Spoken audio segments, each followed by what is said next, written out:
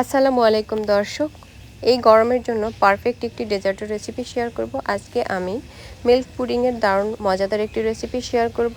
আর এই রেসিপি তৈরির সকল টিপস অ্যান্ড ট্রিক্সগুলো জানার জন্য ভিডিওটি প্রথম থেকে শেষ পর্যন্ত দেখার অনুরোধ থাকলো।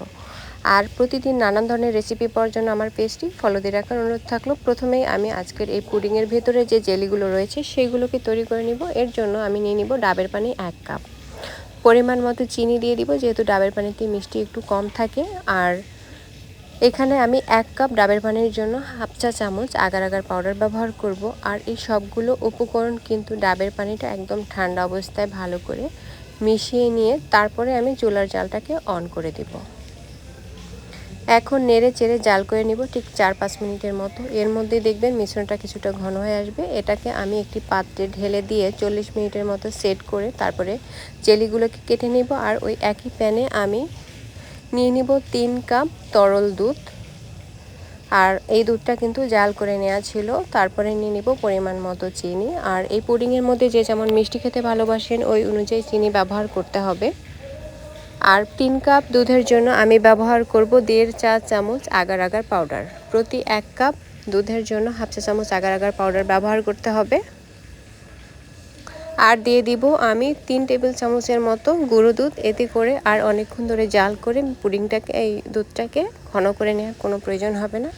এখন চুলার জালটা অন করে দিয়ে ঠিক 5 থেকে 6 মিনিটের মতো জাল করে নিতে হবে।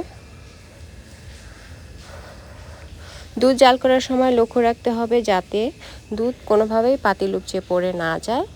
এরপরে আমি আজকের ওই জেলিগুলোকে দেখিয়ে দিচ্ছি। আমি এরকম ছোট ছোট করে স্কোয়ার শেপ করে কেটে নিয়েছি। আর দুধের মিশ্রণটাও 5-6 মিনিটের মতো জাল করে নিয়ে আমি ওই জেলিগুলোর মধ্যে একটি পাত্রে আমি ঢেলে দিব।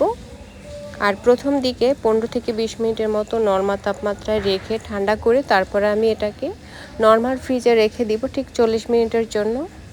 আর প্রায় 40 থেকে 50 মিনিট বা 1 ঘন্টার মতো বাইরে নর্মাল টেম্পারেচার রেখে দিলেও কিন্তু এই পুডিংটা বেশ ভালো করেই জমে যাবে।